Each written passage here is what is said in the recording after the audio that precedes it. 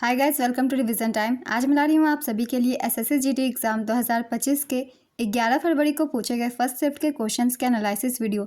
इस वीडियो में आपको जीके जीएस और कुछ क्वेश्चन हिंदी के भी मिलेंगे। जीके जीएस के लिए बहुत इंपॉर्टेंट एक्स्ट्रा फैक्ट्स मैंने दिए हैं जो कि आपको आने वाले एग्जाम में काफ़ी हेल्प करेंगे। तो जिन भी लोगों के एग्जाम अभी नहीं हुए हैं उन लोगों के लिए ये वीडियो काफ़ी हेल्पफुल है। तो चलिए स्टार्ट करते हैं आज की एनालिसिस वीडियो। मगर वीडियो को स्टार्ट करने से पहले अगर आप चैनल पर पहली बार आए हैं तो चैनल को ज़रूर सब्सक्राइब कर लीजिए और साथ ही इस वीडियो को लाइक भी ज़रूर कर दीजिएगा। इस तरह के कम टाइम के एनालिसिस वीडियो आपको आने वाले एग्जाम्स के लिए भी मिलते रहेंगे। तो चलिए स्टार्ट करते हैं 11 फरवरी को पूछे गए सारे क्वेश्चंस की एनालिसिस। क्वेश्चन नंबर 1, मीठी क्रांति का संबंध किससे है? इसका आंसर है मधुमक्खी पालन। मीठी क्रांति मधुमक्खी पालन को बढ़ावा देने के लिए भारत सरकार की एक पहल है। इसे मधुमक्खी पालन मिशन के नाम से भी जाना जाता है। इसका मकसद किसानों की आय बढ़ाना और शहद और इससे जुड़े उत्पादों का उत्पादन बढ़ाना है। मीठी क्रांति को बढ़ावा देने के लिए साल 2020 में राष्ट्रीय मधुमक्खी पालन और शहद मिशन शुरू किया गया था। इस मिशन को आत्मनिर्भर भारत योजना के तहत लॉन्च किया गया था। चलिए एक बार रिवीजन कर लेते हैं सभी क्रांति की। कौन सी क्रांति किसके उत्पादन से संबंधित है? पीली क्रांति, इसका संबंध है तिलहन उत्पादन से। नीली क्रांति मछली से। भूरी क्रांति चमड़ा और कोको उत्पादन से। काली क्रांति पेट्रोलियम उत्पाद से। प्रोटीन क्रांति प्रोटीन युक्त खाद्य पदार्थों का उच्चतम उत्पादन से। श्वेत क्रांति दुग्ध उत्पादन से। हरित क्रांति अनाज से। रजत क्रांति अंडा उत्पादन और मुर्गी पालन उत्पादन से। गुलाबी क्रांति प्याज उत्पादन से। स्वर्ण क्रांति फल शहद उत्पादन बागवानी विकास से। गोल्ड क्रांति आलू से। ग्रे क्रांति उर्वरक से। इन सभी क्रांति का संबंध इन सभी चीज़ों के उत्पादन से है। अगला क्वेश्चन है, रुक्मणी देवी अरुंडेल किस नृत्य से संबंधित है? इसका आंसर है भरतनाट्यम। रुक्मणी देवी अरुंडेल भरतनाट्यम से जुड़ी थी। वे एक प्रसिद्ध भारतीय शास्त्रीय नृत्यांगना, कोरियोग्राफर और दर्शन शास्त्री थी। उनका जन्म 29 फरवरी 1904 को हुआ था और निधन 24 फरवरी 1986 को हुआ था। उन्हें साल 1956 में पद्म भूषण से सम्मानित किया गया। वे राज्यसभा सदस्य बनने वाली पहली महिला थी। उन्होंने मद्रास, जो कि अब चेन्नई है, में कला क्षेत्र फाउंडेशन की स्थापना की थी। वे थियोसॉफिस्ट भी थी और एनी बेसेंट से बहुत प्रेरित थी। उन्हें भरतनाट्यम की साधिर विद्या के पुनरुद्धार के लिए जाना जाता है। नेक्स्ट क्वेश्चन, 2011 की जनगणना के अनुसार भारत में शिशु मृत्यु दर कितना है? इसका आंसर है 44। साल 2011 की जनगणना के मुताबिक भारत में शिशु मृत्यु दर 44 प्रति 1000 जीवित जन्मों पर थी। यह दर साल 1971 में 129 प्रति 1000 जीवित जन्मों पर थी। शिशु मृत्यु दर 1 वर्ष से कम उम्र के बच्चों की मृत्यु की संख्या को 1000 जीवित जन्मों पर बांटकर निकाली जाती है। साल 2020 में भारत में शिशु मृत्यु दर 30 प्रति 1000 जीवित जन्मों पर थी। 2011 की जनगणना के मुताबिक उत्तर प्रदेश में शिशु मृत्यु दर सबसे अधिक थी। उत्तर प्रदेश में शिशु मृत्यु दर 71 प्रति 1000 थी। इसके बाद मध्य प्रदेश 70, ओडिशा 67 और छत्तीसगढ़ 66 का स्थान है। 2011 की जनगणना के अनुसार केरल में सबसे कम शिशु मृत्यु दर है। केरल में शिशु मृत्यु दर 26 प्रति 1000 थी। 2011 की जनगणना के अनुसार भारत में 5 वर्ष से कम आयु के बच्चों की अनुमानित राष्ट्रीय मृत्यु दर 55 थी। दुनिया भर में नवजात शिशुओं की मृत्यु दर में कमी आई है। साल 1990 में यह दर 50 लाख थी, जो साल 2022 में घटकर 23 लाख हो गई। अगला क्वेश्चन है, नीति निर्देशक तत्व भारतीय संविधान के किस भाग में है? इसका आंसर है भाग 4 में। भारतीय संविधान के भाग 4 में अनुच्छेद 36 से 51 तक राज्य के नीति निर्देशक सिद्धांतों का उल्लेख है।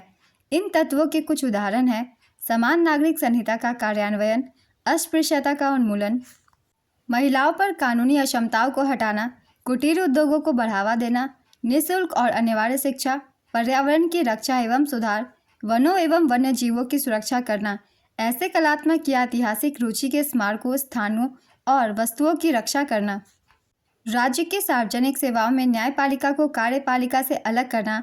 भारतीय संविधान में वर्णित नीति निर्देशक तत्वों की प्रेरणा आयरलैंड के संविधान से ली गई है। नेक्स्ट क्वेश्चन, किसने लगातार 5 दिन डांस करके गिनीज वर्ल्ड रिकॉर्ड्स में अपना नाम दर्ज किया है? इसका आंसर है सृष्टि जगताप। महाराष्ट्र के लातूर की सृष्टि जगताप ने 127 घंटे लगातार व्यक्तिगत डांस का नया विश्व रिकॉर्ड अपने नाम किया है। उन्होंने नेपाल की वंदना का 126 घंटे का रिकॉर्ड तोड़ दिया है। सृष्टि का नाम Guinness book of world record में दर्ज किया गया है। नेक्स्ट क्वेश्चन, कौन सा राष्ट्रीय त्यौहार नहीं है? इसका आंसर है एकता दिवस। भारत में मनाए जाने वाले राष्ट्रीय त्यौहार हैं स्वतंत्रता दिवस, गणतंत्र दिवस और गांधी जयंती। स्वतंत्रता दिवस 15 अगस्त को मनाया जाता है। इस दिन को भारत की आज़ादी के रूप में मनाया जाता है। गणतंत्र दिवस 26 जनवरी को मनाया जाता है। इस दिन को भी भारत की आज़ादी के रूप में मनाया जाता है। इस दिन संविधान को लागू किया गया था पूरे भारत में। गांधी जयंती 2 अक्टूबर को मनाया जाता है। इस दिन महात्मा गांधी के जन्मदिन के रूप में मनाया जाता है। नेक्स्ट क्वेश्चन, आईपीएल में ऑरेंज कैप किसको दिया जाता है? इसका आंसर है सबसे ज़्यादा रन बनाने वाले बल्लेबाज को। आईपीएल में हर सीजन में सबसे ज़्यादा रन बनाने वाले बल्लेबाज को ऑरेंज कैप दी जाती है। आईपीएल में सबसे ज़्यादा विकेट लेने वाले गेंदबाज को पर्पल कैप दी जाती है। चलिए एक बार रिवीजन कर लेते हैं हम टाटा आईपीएल 2024 की, क्योंकि टाटा आईपीएल से क्वेश्चन पूछे जा रहे हैं आजकल, इसलिए। विजेता थी Kolkata night Riders. Kolkata night Riders ने टाटा आईपीएल 2024 का खिताब तीसरी बार जीता। इससे पहले इसने 2012 और 2014 में भी यह खिताब जीता था। उप विजेता रही सनराइजर्स हैदराबाद। संस्करण था 17वां। केकेआर के कप्तान थे श्रेयस अय्यर। एसआरएच के कप्तान का नाम था पैट कमिंस। ऑरेंज कैप विजेता थे विराट कोहली। इन्होंने 741 रन बनाए थे, इसलिए इन्हें ऑरेंज कैप दिया गया। पर्पल कैप हर्षल पटेल को दिया गया। इन्होंने 24 विकेट्स लिए थे। मोस्ट वैल्यूएबल प्लेयर थे सुनील नरेन। ये केकेआर टीम से थे। इन्हें 450 पॉइंट्स दिए गए। नेक्स्ट क्वेश्चन, डीजे वाले बाबू गाना किसने गाया है? इसका आंसर है बादशाह। हरित क्रांति के बाद किस क्रांति में फल और सब्जियों के उत्पादन को बढ़ावा दिया? इसका आंसर है सुनहरी क्रांति। सुनहरी क्रांति बागवानी, शहद और फलों के उत्पादन से जुड़ी है। यह क्रांति 1991 से 2003 के बीच हुई थी। इस दौरान भारत में बागवानी उत्पादों का उत्पादन बढ़ा और किसानों को बागवानी के फायदे का पता चला। इस क्रांति के दौरान भारत चीन के बाद दुनिया में फलों और सब्जियों का दूसरा सबसे बड़ा उत्पादक बन गया। सुनहरी क्रांति के जनक निरपक टूटेज थे। नेक्स्ट क्वेश्चन, RGNIYD का फुल फॉर्म क्या है? इसका आंसर है Rajiv Gandhi National Institute of Youth Development. Bharat में राष्ट्रीय आपातकाल के दौरान कौन लोकसभा के कार्यकाल को एक बार में 1 साल तक बढ़ा सकती है? इसका आंसर है संसद। राष्ट्रीय आपातकाल की घोषणा के लिए भारतीय संविधान के अनुच्छेद 352 के तहत राष्ट्र को युद्ध, बाह्य आक्रमण और सशस्त्र विद्रोह की स्थिति में अनुमति दी गई है। नेक्स्ट क्वेश्चन, भारत में कौन सा मंत्रालय जनगणना संचालित करता है? इसका आंसर है गृह मंत्रालय। 1951 के बाद सभी जनगणनाएं 1948 के जनगणना अधिनियम के तहत की गई है। जनगणना किसी राष्ट्र, राज्य या अन्य भौगोलिक क्षेत्र की जनसंख्या की गणना करती है। ब्रिटिश इंडिया में प्रथम जनगणना 1872 में की गई थी। 1947 में स्वतंत्रता के बाद 1951 से जनगणना प्रति 10 वर्ष के अंतराल पर की जाती है। गृह मंत्रालय के अधीन रजिस्ट्रार जनरल और जनगणना आयुक्त द्वारा जनगणना की जाती है। नेक्स्ट क्वेश्चन, जो कभी बूढ़ा ना हो वाक्यांश के लिए एक सार्थक शब्द बताइए। इसका आंसर है अजर।